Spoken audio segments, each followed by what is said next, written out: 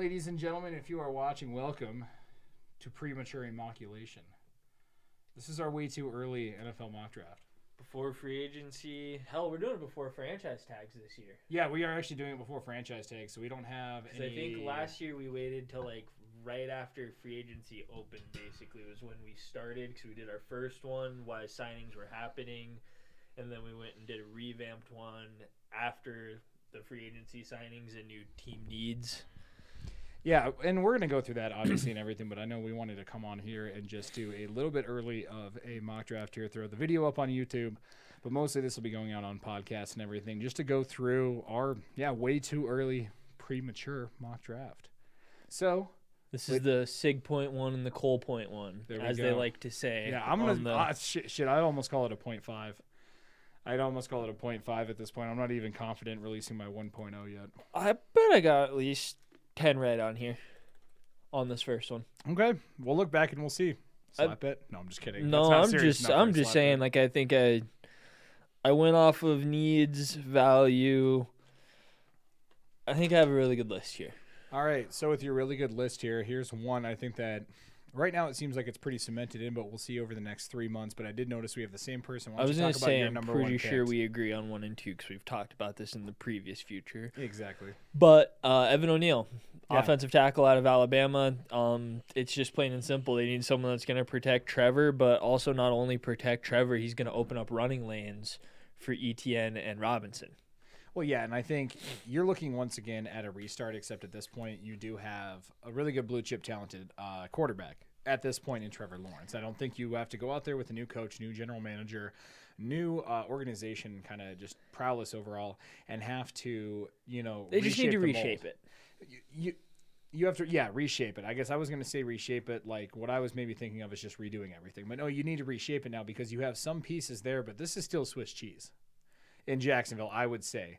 I mean, they did beat you guys. It's not even that. It's just every year 18. They're just kind of like a piece away. So, like, with Bortles, they had one of, like, the most perfect offenses, but they had Bortles. And then you go to, like, last year where they had Gardner Minshew was doing his thing, but you had a breakout running back in Robinson. And they kind of always have, like, 1 or 2 underrated receivers every year. Like, you can think of a DJ Chark, or Marvin Jones was hella underrated last year, if you want to go that route. And then we also have to remember, they have one of Trevor's favorite weapons, who we didn't get to see all season last year. Fresh pair of legs, basically a rookie year. And everyone knows the second-year rookies generally do pretty well. Well, yeah, you're coming off of, obviously, like, the famous Patrick Mahomes, didn't really play his rookie year, got to, kind of take the reins later on. But with Etienne, someone who's kind of known for their explosiveness, you got to wonder maybe coming off of an ACL, I don't know. That's the question I think everybody's going to have. But I thought it was foot, like something with his foot. Was it? I thought it was an ACL. No, it took him out all year. Yeah, I'm pretty sure it was an ACL. Oh. Well, still coming back, any sort of leg injury with the running back. Still, though, I think you address offensive tackle here, especially after what just happened to Joe Burrow in the Super Bowl, because people are still going to talk. I'm not one of the people on the train of you should have drafted Sewell because you're not in that game if you don't have Jamar Chase. But on the other aspect of it, he would have helped more in that situation. And getting Trevor Lawrence, his offensive tackle, I think that you can grow with. Because one thing I'm going to start off with this draft class before we really break it down and get into it is I don't really see a pure blue chipper. I think there's guys who can build and become great players, but I don't think we have this like bona fide number one. Like this can still change. The dude who goes number 2, I think should be bona fide. Close enough. I think the guy who goes number 2 should be bona fide number 1, but just for need of overall what the team needs, it would make great sense. Don't get me wrong. He would be great there, but you need to worry about protecting your future rather than trying to have a defense when your defense did fine last year. Your defense wasn't the problem. It was your scoring. I think it was just Urban Meyer. I mean, shit, they held Buffalo. They held Buffalo down bad. Well, no, I think the Jaguars little Josh on Josh crime. Yeah, they have a young team. They're good. I'm excited to see what happens. I agree with that pick in Evan Neal out of Alabama. I think he's the most complete tackle in this class, on top of, I think, also having the biggest upside. I don't think he's anywhere near like this blue chip perfect tackle prospect that like we seem to have everybody claim once a year. But I think he's big enough. I think he's an athletic freak of nature, and I think he's polished enough. And especially coming from Alabama, he's been tested. Personally, I think he's probably the second best lineman in the draft. But he came out of Alabama, almost won a natty, plays with Saban, and Alabama linemen always do well in the NFL. Yep. Like, they're almost lineman university if you think about it. Well, I mean, outside of Wisconsin and probably the mid-2010s, like, who had some blue-chip linemen. But, yeah, we're always talking about an offensive lineman going top 2-3 rounds. And we're talking interior linemen, too, like good guards, from those schools. So, and I'm sure we're going to talk about Evan Neal a lot more, too. There's going to be a lot more tape to break down. But You're going to see his combine, see his bench press, see how quick he can do on the cones drill, all of that fun stuff. We're going to be able to break it down. Well, I think this year we're going to see a lot more people at the combine, too. I think because you don't have that separation. Well, and they also already pushed back the fact that they were going to do like the restructured bubble thing, and they're already like shut that down. So yeah, I think the combine's going to be a big deal this year. Good. Moving on to number 2, though, I think we also have the same person here, and I think we're going to talk about Aiden Hutchinson from Michigan. Yep. Right now, I'm going to kind of kick this one off. I hate doing the Homer comparison, but honestly, looking at his game tape, I see year 2 Max Crosby. I see Max Crosby last year, right before he's about to make that jump, right before he's about to go ham, but a little bit more polished. Because I see the motor. I see the skills I have. I see just the pure grit to get after the ball, but also at the same time, Max was a 4th-round pick, and I think Max was smaller, and so that's why I say year 2 Max Crosby is because he's got the size. He's almost there. He's college polished, but he is not pro polished yet. And that's a different level you get to when you come to the pros. See, I almost see him as a year before J.J. Watt got drafted. Okay. Like junior JJ? Like junior J.J. Like, he was great. He could have went in the 2nd or 3rd round in that draft class because that draft class was stacked. But he stayed back one more year, polished his game, and then he went off. Well, yeah, number 10, I think, overall for the Texans. Yeah. And, I mean, in this year where we're talking about such a rarity draft class where we really don't have, like, Aiden, I think, would be that blue-chip prospect, but he wasn't at the beginning of the year. There's a guy we'll talk about later in Kayvon Thibodeau that I think everybody kind of slotted as the top pass rusher, but Hutchinson, I think, through just pure production, honestly, slotted ahead. He set the tape up. Yep. He gave plenty of film. Yeah, a buffet of film. Yeah, like all you can eat. An egregious amount. Yeah, there's every play he's doing something. Oh, exactly. Like I think, and the other thing is like Dan gets his guy. Like Dan gets the guy that in a year he's gonna put a captain's logo on that man's jersey. Well, yeah, and he's gonna be the anchor of that defense. Well, the story's too good too. Aiden Hutchinson, Michigan. Michigan goes to Detroit. Yeah, it's just everything. Yeah, describe your lunch pail for Dan Campbell and literally move down the street from Ann Arbor to Detroit. Like, shoot, he might even ask the guy who's his neighbor to buy his house just so he can live next to Coach. Right? Yeah. Biting kneecaps together. Something like that. So, once again, I think we're slotted pretty fair on the 1 and 2. We got the Jaguars going Evan Neal to Alabama. Aiden Hutchinson from Michigan. If anybody thinks any different, I mean, definitely let us know after the video here, and we'll kind of see through the draft process if this changes. But I'm pretty confident in 1-2 here. Who do you have at number 3 to the Houston Texans? Because I debated on the idea of this being played with as a trade bait tool. This is one I really don't like, but his tape speaks for itself. I had to go back and watch some for myself to actually see how good this kid was because I didn't watch much Notre Dame film. But Kyle Hamilton, safety out of Notre Dame. I just think 3 for 3 so far. I just think he's the best available at that point, and what they need, honestly, is their linebacking core wasn't bad, but their pass defense was 27th, I believe. Yep. So you get kind of that young guy. He's got that high motor. He's almost kind of like I want to say like an undersized Simmons. Like he can't quite play the hybrid linebacker, but he can go stop some runs. Well, and I think I saw a set here, too. I'm trying to bring it up. The Texans cornerbacks, they started, I want to say, like 12, 13 different combinations at 1 and 2 cornerbacks, not even, like, counting a slot. But at the 1 and 2 last year, like, they were trying to find answers everywhere. Yeah. At the corner position. And so I think on top of that safety, Kyle Hamilton, I see, is someone who kind of comes in and he's a puzzle piece for this team. And I think right now what you need you can move him around. You need versatile pieces, someone who can maybe play corner, someone who is probably going to end up staying at safety, but also big enough to get in the box as a small box linebacker too.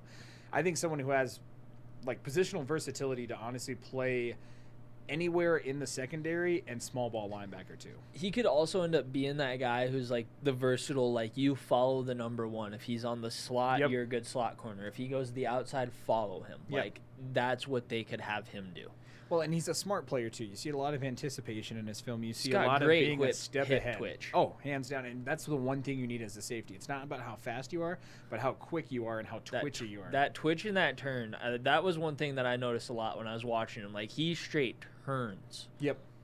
For a big dude, he's like 6'2", 215 too. Yeah. He's a good size safety. That's why I'm like, he's got the size to play everywhere but the defensive line, and still when you're sending him on a blitz, that's dangerous. Yeah, I just think when you look at it, he just has everything that they need. I do believe that if they wanted to, they could go Thibodeau here, but just with everything you know, and you haven't really been able to see from Thibodeau, I believe he played 6 games this season.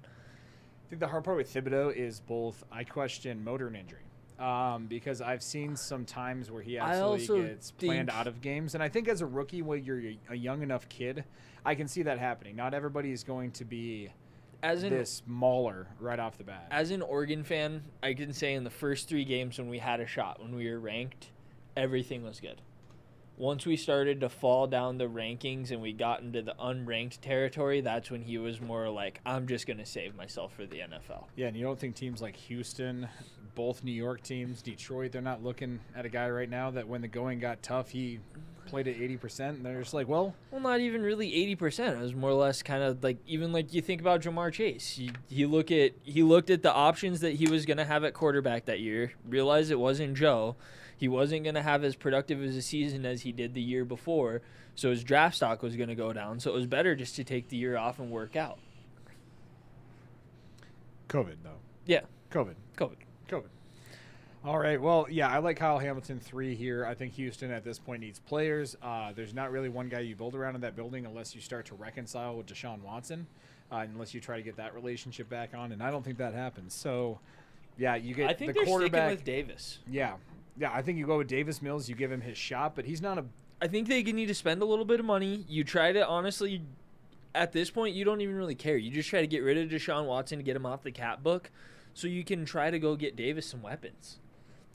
Like, they need a running back. They need a wide receiver. Their number 1 wide receiver leaves this year. So, like, they have to figure out stuff. I think they're sitting here $16 million of cap space, but looks like, they could probably save some money on that Deshaun Watson deal if they do a trade post June 1 or, a cut trade. Let's see, what would a trade pre-June 1? They'd be carrying over a lot of dead money.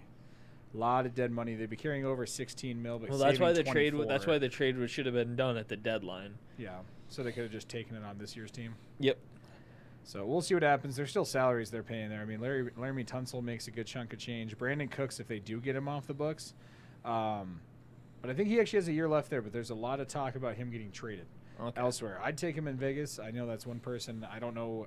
Obviously, ultimate goal is Devontae Adams here, but Brandon Cooks is a good receiver. But I see what you're talking about. You got a couple of years. You want to go young and start rebuilding. Build around him. Exactly. All right, so number 4, do we start to sway a little bit here? Who do you have the Jets grabbing at number 4? Icky, really? Because I do have an offensive tackle, but I have Charles Cross from Mississippi State actually going. I have him going in a little bit. Yep. So why do you pick Icky? I think he is the best lineman prospect in the draft this year. Okay. I think he is the best pass and run. Like, when you look at O'Neill's a better pass blocker than he is a run blocker, but he can get the run blocking done. I think Icky is about as balanced as they get on the scale. He's a great run blocker, but also he can sit back and hold on those feet on his own. And you pair him up with Becton. I don't know 2 better guys that I would have protecting that small white boy. He's going to be protected there because you have Ali Vera-Tucker who goes there at guard last year. You have Becton at the left tackle. Right tackle, if you end up going with either Charles Cross or Ike Ekwonu.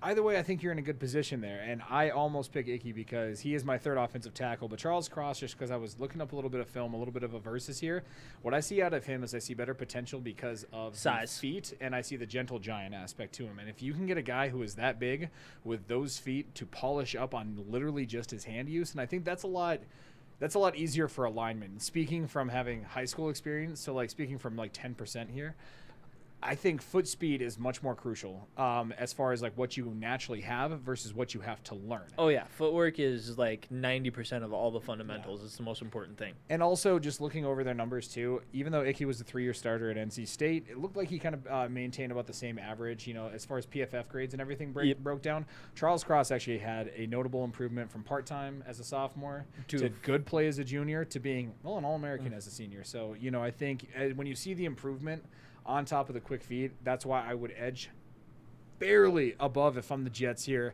And once again, I bank on athleticism too. You got Mekhi Becton, who was a physical freak coming out of Louisville. You bank the same way.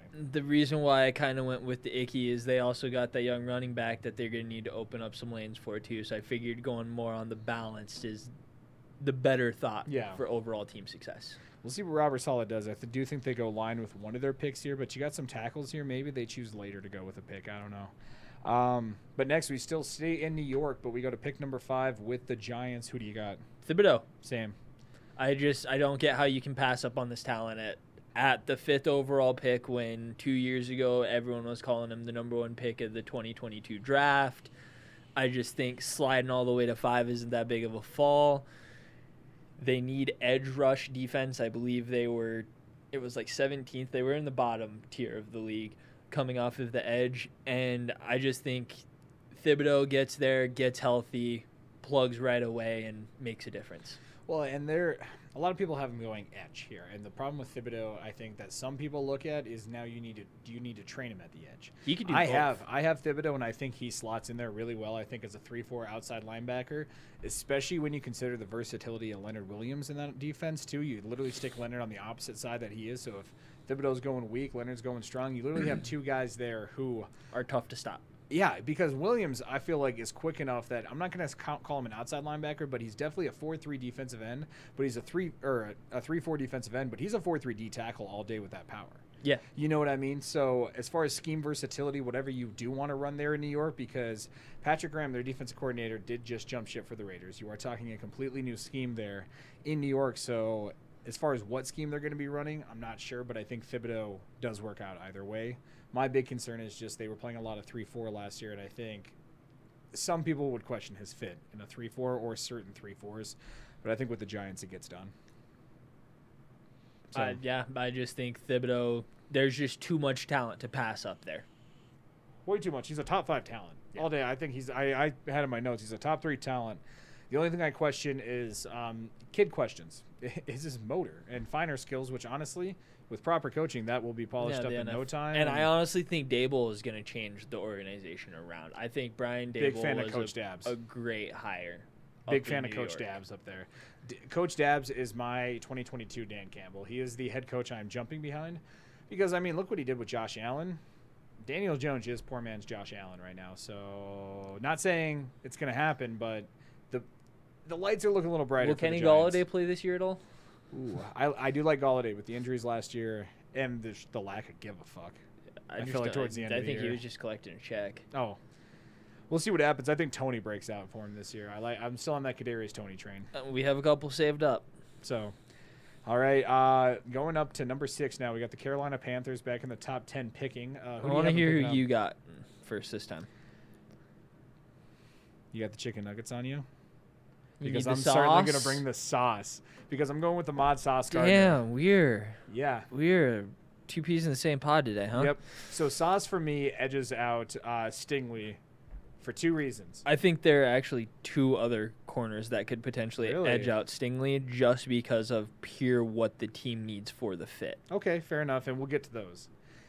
But for me, Sauce goes above Stingley, and I don't have too much longer on Stingley, so he'll be around here shortly. But Sauce for me, Sauce is a dog.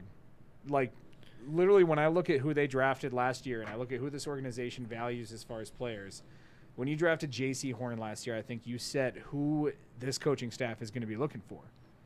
And I think going across from J.C. Horn, you have Gilmore hitting free agency this offseason. I don't think he returns to the Panthers. And you have Ahmad Sauce Gardner, who is just absolutely locking him down this year. I don't know. I mean, you have Sauce Gardner too. I saw something about there was like 1,063 coverage snaps he played in and didn't allow a single touchdown. Yeah, or a reception over 13 yards, I think it was this senior year.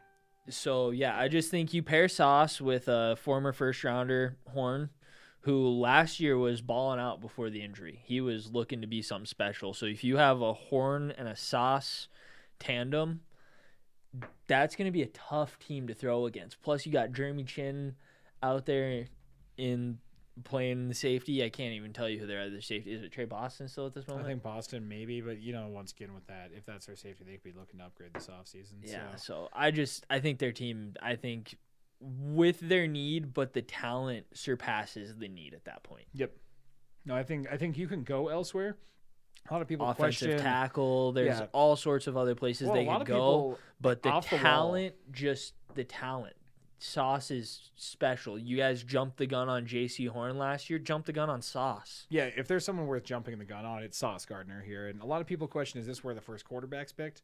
I don't think in a universe this is where the Panthers picked their quarterback. I don't think you go for anybody in this class who was better year one than Sam Darnold. I could see the Panthers potentially trading for Jimmy G. I could see it. Logically, I could see it. Yeah, easily. He's a great handoff quarterback. He's able to get the ball where it needs to be. He's a good game manager, and that's really all they need. Yeah, especially if you're going to keep CMC around. They have solid weapons. They just need a game manager. It's not like they need a guy. No. I mean, everybody wants a guy, though. Everyone wants a guy, but everybody wants Patrick Mahomes, but sometimes you got to be happy with Derek Carr. Remember, Brock Osweiler took a team to the Super Bowl. They just had to have a guy finish it. Well, how many quarterbacks have been Hall of Fame quarterbacks with MVPs and not Super Bowls, but how many quarterbacks we have sitting around here being like, yeah, they shouldn't have won a Super Bowl. You know what I mean? So maybe go get your guy. Next up for the Giants, though, who do you have the Giants going again? Well, this is where I have your boy going. This is Cross. Yep, so vice versa, I have Icky going here. So I think, once again, the Giants take a tackle here. See, I think the Cross makes the most sense for what Dable likes. Dable kind of likes the big guys. He's got the size. He's a better pass blocker than he is a run blocker, so he's definitely just going to benefit Danny Dimes. And I like my notes literally says young, great size helps Danny Dimes. Well, and that's the thing, too, is Charles Cross, it would be my pick here if he was available. But once again, I kind of taking a deeper dive, I just first look at taking a deep look into him. Icky at the 7th pick, that's a steal. That's great value. That's a great value steal. Great value. You have solid tackles this draft. You have great defensive players. You have building blocks. You don't really have your sexy turn it the fuck around Joe Burrow story, but the problem is teams are going to be chasing Joe Burrow for the next 15 years now. I actually think, I hate to say it, there is one of these guys that I'm rooting for, and I think that he's going to do good. Oh, I think there's guys I have very high hopes for and I'm rooting for, but I don't think. No, I think one of these quarterbacks will win Rookie of the Year next year. We'll see when you bring him up, because I'm guessing you have this guy going round 1. Yeah, he's. All right. One of my shocks is I have all 4 of them going round 1. There we go. All right, so spoiler. Well, you just wait till what I shock you with, boo boo. All right, so at 7 we had Ike Ekwonu going to the Giants, and at number 8 for the Falcons.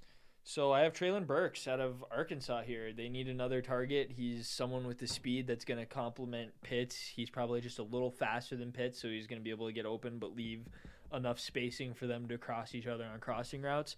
And with the rumor of you guys losing Ridley, you kind of fucking need somebody. Yeah. I'm holding out on Calvin Ridley here, and I think the defense needs help. And so I'm actually going with Derek Stingley here. I'm going to shock because not a lot of people have him taking cornerback because I think at this point Sauce doesn't fit your defensive scheme, but I think Stingley I think A.J. Terrell made that leap last year. I think he did. And so but I still think you need corner help in the NFL where, I mean, you're in a division now where you don't have an elite quarterback. I get that. And that's going to be where the controversy kind of comes in here. That's why this is my way too early mock draft, is I just don't think Stingley gets passed on in the top 10. I think for me, he's not a top 10 talent per se. I think I have him looking at the big board 10, 11. He's not my lock top 10 talent. But I think he's good enough. I think he has enough tape. I think even with the injury issues and some problems in zone coverage, I just still think he's way too quick and he's way too much of a lockdown. So you know how we have the NFC least? Should we have the NFC slouch now? Yeah. If their quarterback situation doesn't get figured out, Matt Ryan is going to be head, shoulders, knees, and toes the best quarterback in that position. Side note, yesterday Nick messaged me on Snapchat because the Buccaneers put a photo up of Kyle Trask on Instagram wearing his 2 jersey for 222. And he messaged me. He goes, dude, look what they're posting. They're getting Wentz. I had to comment and I had to reply to him. I was like, "You realize that's Kyle Trask, you right. dumbass." Yep. It's Oh my just God. like, no, Only white if people anyone look were alike. not trading the Bucks.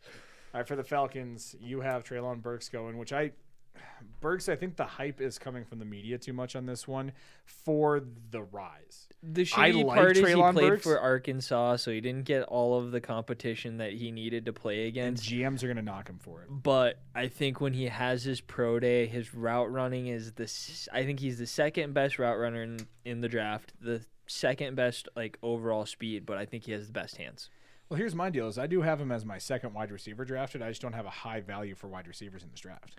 I don't either, and that's not comparatively to team need versus everything. Not to say that I don't have these guys as ahead of where they're going to be picked, but also at the same time, I just don't think we don't have Jamar Chase, Devontae Smith, Jalen Waddle this year. We don't have the superstar to go along with a weak draft class around him. There's a strong draft class around some guys who have some questions and are going to have to test really well. No, I think Treylon Burks, once the combine, the pro day, like everything's going to speak for itself. I think he's personally a weapon. Like I said, I think he's the second best route runner in the draft. He's the second best speed, but he has the first overall best hands. I think he is the best receiver in the draft. Oh, I really like me some Treylon Burks, and you'll find out why. But you're just hoping he falls, sounds like. Duh. Hey, it could happen. I think it will, actually. We'll see what happens. Spoiler alert, that's where he goes to the Raiders. I'll just tell you now in my mind. I have a receiver going to the Raiders. Yeah, and I think I know who. We'll bring it up here. Next, though, speaking about the Raiders, let's switch to our division rival. Who do you have the Broncos going with at number 9? Trayvon Walker, defensive edge out of Georgia, baby. So Trayvon Walker is someone who is rising upwards fast. I think the game against Alabama, he really shot up. He was stopping the run. He was doing what he needed to do there. And I just think it's what Denver needs. You got rid of Vaughn last year. He's not, I don't want to say undersized, but he's good enough size to where he could play the outside linebacker for him. Chubb obviously hasn't produced, and I think this is the guy that will. And, I mean, as I wrote down, an edge rusher they desperately need. Well, and I think that edge rusher is something they need, but also I think there's enough depth there that maybe if you're the Broncos who do have multiple picks, because I think, one first-rounder, but they also have 2 2s and 2 3s now because of that Von Miller trade. So now that you have a little bit of pick equity in a draft that has some edge rushers who I think could definitely fall out of the first round easily that have first-round talent, here is my shocker for you. Run it. Malik Willis out of Liberty. I think someone falls in love. Someone falls in love, and I think that someone is Hackett.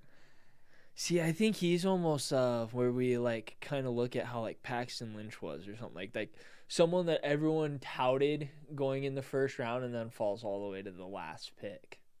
Paxton was like 23rd pick though. But that's where Malik, I think, he fell further than that. When you look at Malik, I don't want to use. I hate using Lamar Jackson Who because was it I that want traded to. in for 32nd? And then was that Tebow then that got drafted 32nd? No, Bridgewater got drafted 32nd. 32nd, okay, Bridgewater. Yeah, I think it's like a Bridgewater. Like someone trades in for like the 32nd pick, and that's when Malik goes. I think you saw Bridgewater. The problem with Bridgewater is he started at number 1 the year before, and then through the year everybody started nitpicking his game to where I didn't even think he was any less of a prospect in my eyes. But people just started to really nitpick, and other people started to come up, and so he got more entrenched into the sea. With Malik Willis, I think he stands out because you want someone explosive. You want someone who can make fucking plays, and I think that Malik did that at Liberty.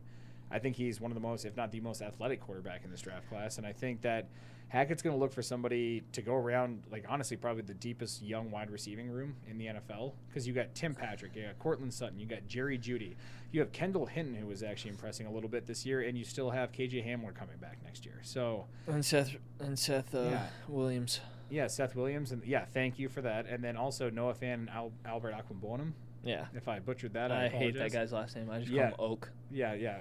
And so you have 2 solid, tight ends. I think you address the offensive tackle later in the draft class, but right now, the quarterback they want is not in the second round. See, I think the quarterbacks start going, and when they do, they go.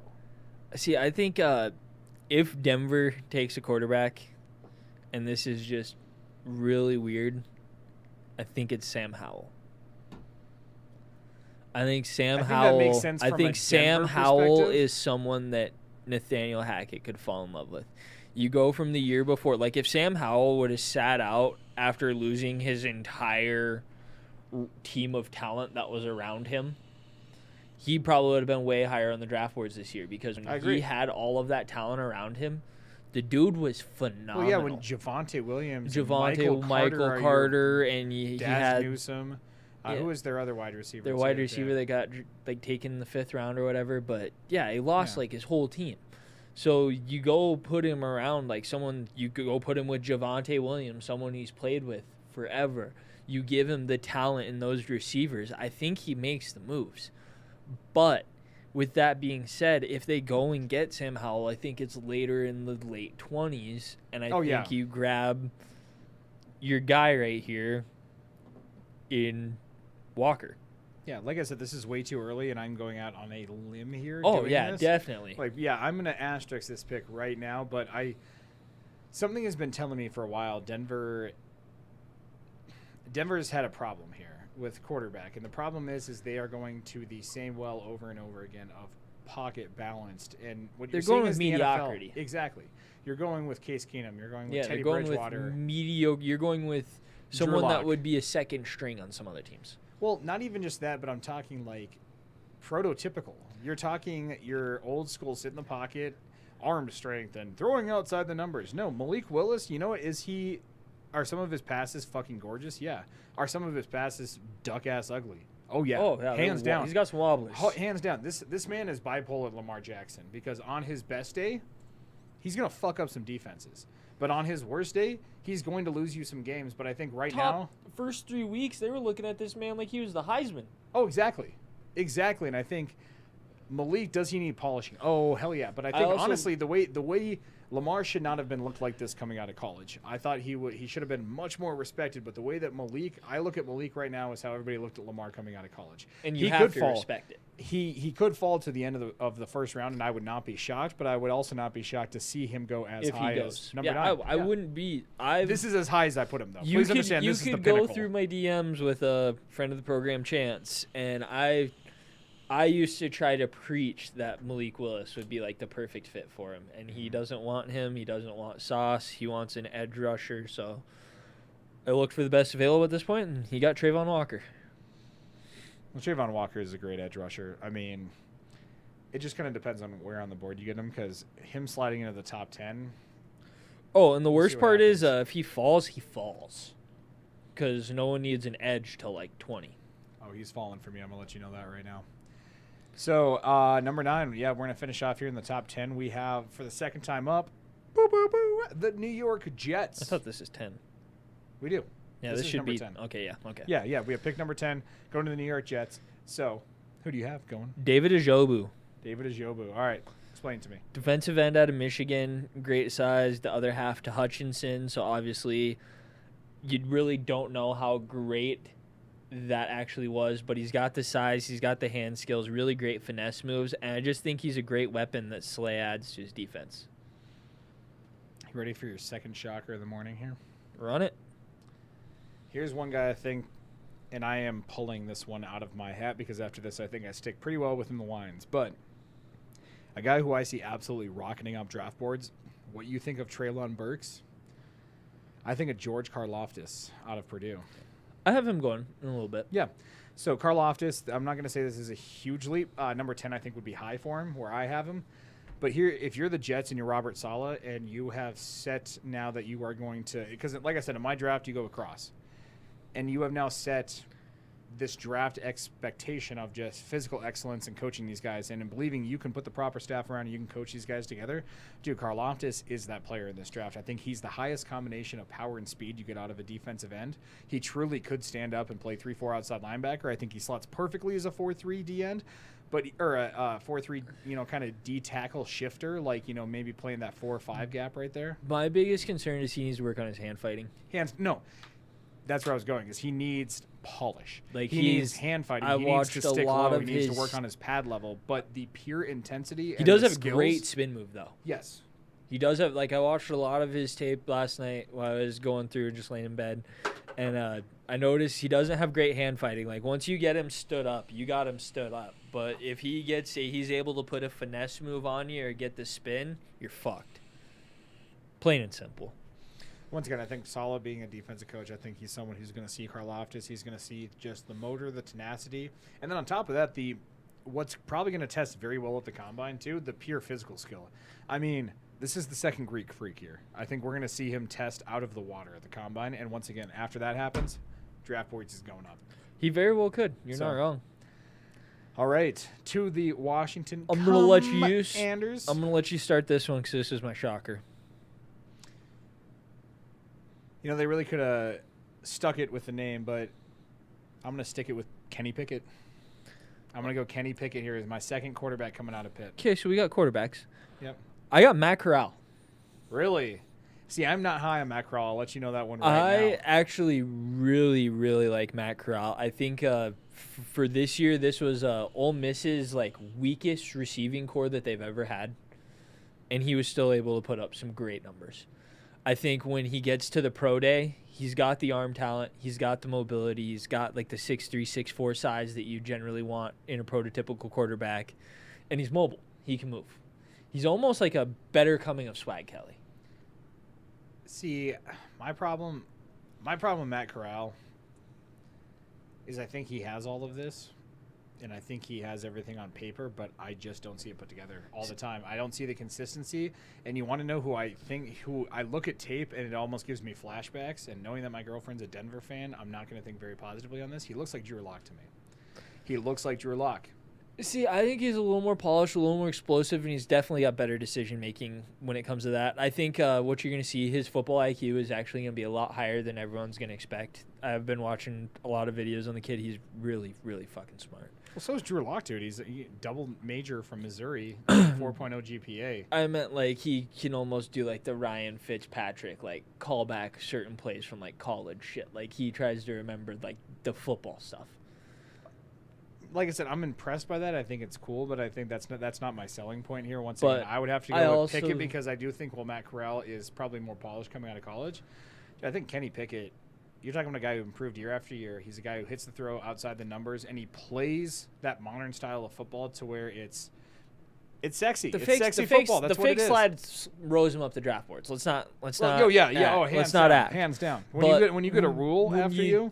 When you come down to it, though, and you look at the arm talent that Matt Corral has with the receiving core that the Commanders have, it's we're giving this young kid all the weapons to succeed. We have two solid running backs in Gibson and McKissick.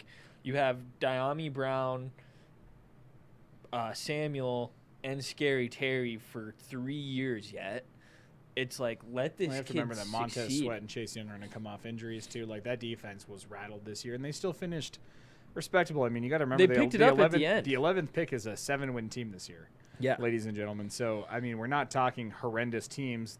The ball falls a little bit different in games. The Commanders are a playoff team. Yeah, no, I honestly think that Matt Corral is the pick there, and I think that he becomes the new leader. I think he is going to be my one outlier of the draft. I think.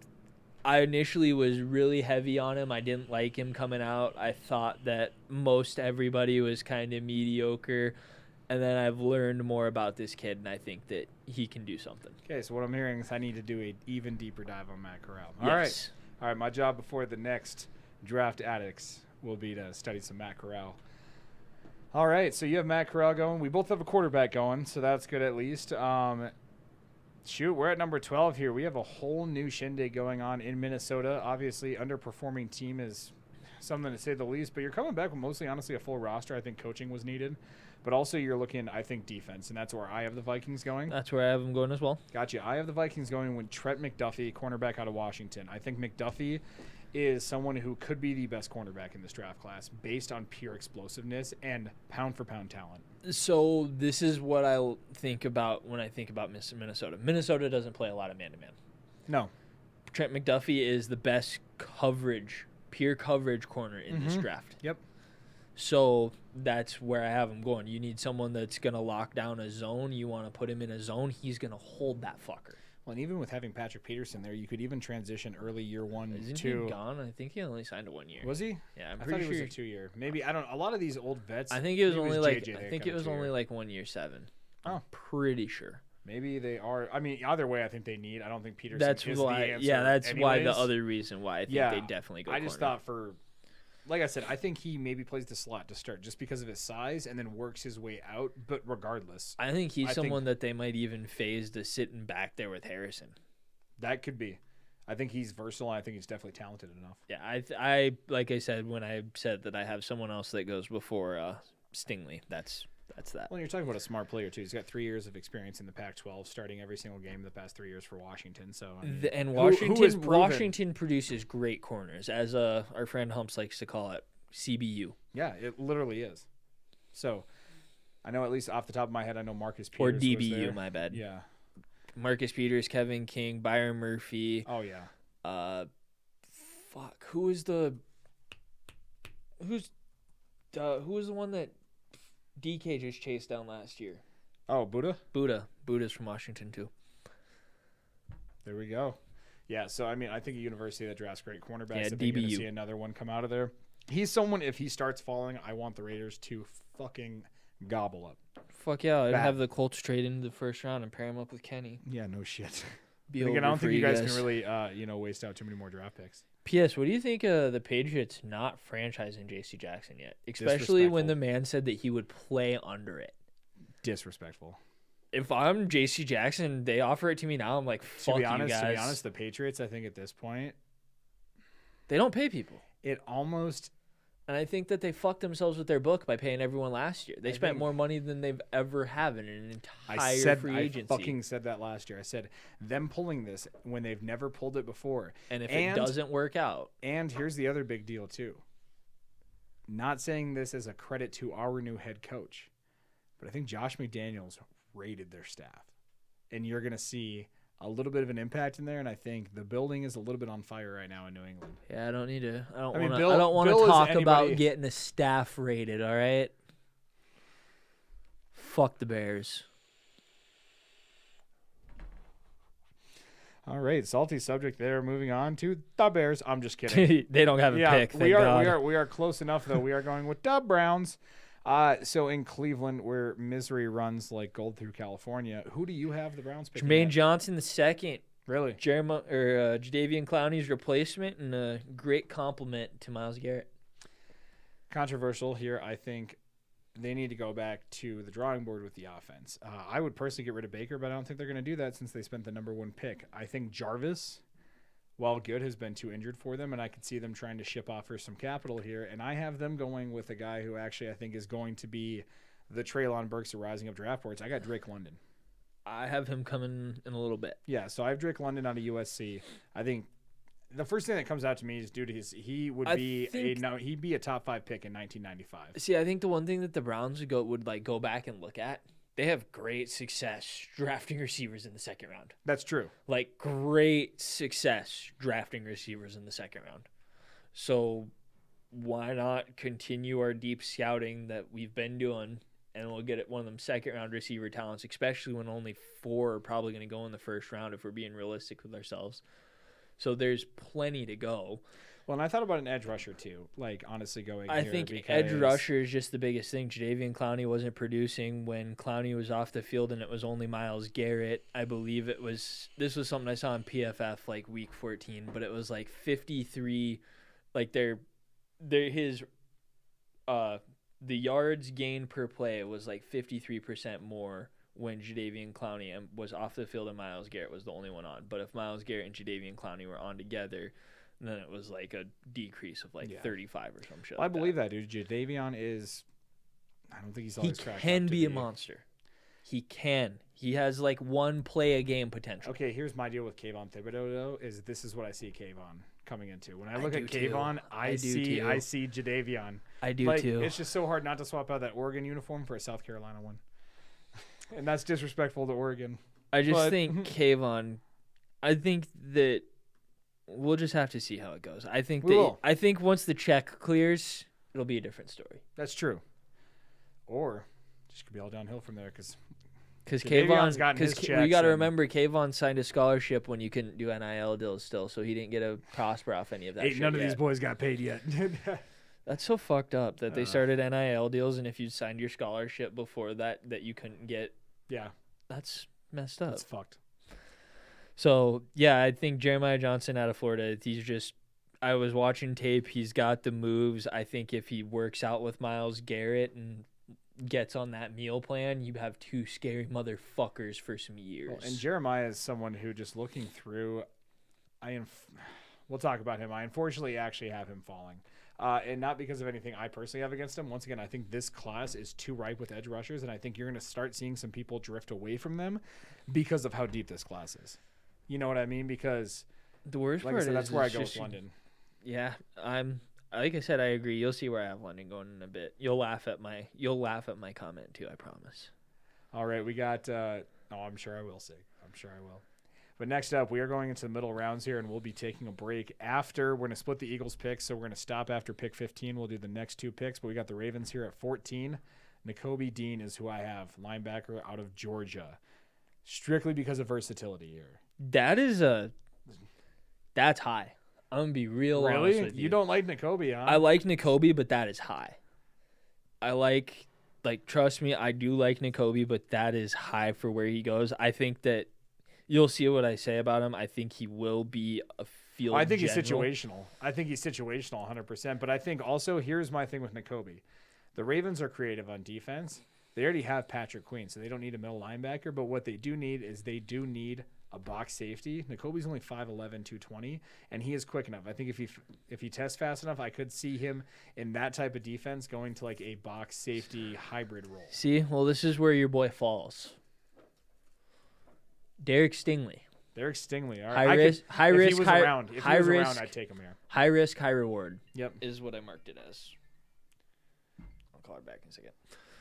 High risk, high reward was what I marked it as. I just think Stingley will be a great compliment to Marlon Humphrey. He'll be able to plug and play. And I think the reason why he falls is the tape just hasn't been as consistent since the championship season. That's true. Obviously, the COVID season, your defense stepped down, so you have to play better. Or other players stepped down, and you weren't playing as hard. And then this season, your team just kind of sucked, and you were like the one shining light of that defense. And being the cornerback as the one shining light doesn't get you a lot. You still need to have some stops. Like, he put up great tape. He stopped some players, but there were plays that he didn't make that he would have made his freshman year when he had his other compliments around him. But I think you also see injuries, too, were a big factor. I saw him on the injury report almost every single week the past 2 years, and you didn't see that his freshman year. That's also where I would actually almost, personally, if I'm the Raiders, and, like, for some reason all three corners were available, or it's just Stingley and McDuffie, I would actually take McDuffie because of the injury history. Because, honestly, injury history just doesn't bode well when you're going to that next level where you are playing more fucking games. That's why I said, you know what I mean? So that's why it says high risk, high reward. That's true. All right, and who do you have with the Eagles' first pick here at 15? That's your boy right here, George Karlaftis. Karlaftis, huh? I said great pick at 15, and it fills a need that they need for pressure. Okay. Because they were 26th on QB pressures this year. Basically, if your name wasn't Hargraves, you weren't getting through the line. I agree. So they need to fix that. Well, I think... Take our quick pause? Yeah, we will after this here. I went them going a little bit different just because Hargraves, I think, was a good pass rusher. But I think you need someone who can rush the passer but also play that defensive end position. Well, the shittiest part is that they have back-to-back picks and have them double defense. So I have David Ajabo. Actually, no. I was way down. Holy shit. Nope. I actually have Devin Lloyd out of Utah. I have Devin Lloyd out of Utah. So next to Dean, I like Lloyd more depending on the offense. I do like Dean as an overall talent more, just kind of reminding me like that Jeremiah Owusu-Koramoah. But I do see Devin Lloyd being that smarter between the tackles, like kind of middle linebacker, and I think that's what the Eagles need. Is you need a Devin Lloyd a lot. Yeah, you need someone who's like that Patrick Queen to the Ravens, someone who's going to take command of the defense between the hashes, draft around him. Like if we had a first round pick, that's who I see Chris Ballard taking. Yeah, I like Devin Lloyd. I do. Devin Lloyd, you'd pair him up with the Maniac, Bobby Okereke, and freaking Quiddy. Whew. Dangerous defense right there. Scary. Scary enough. All right. Well, we are going to kick off here. We're going to just stop for 5 minutes and record part 2 and then drop part 2 at a different date. Most likely just a day or two afterwards. But let us know what you guys think so far for our mock draft. And For the first 16. yeah, here we first 15. 15. We got the 16 through 32 coming up after this. Ba-da-ba-ba.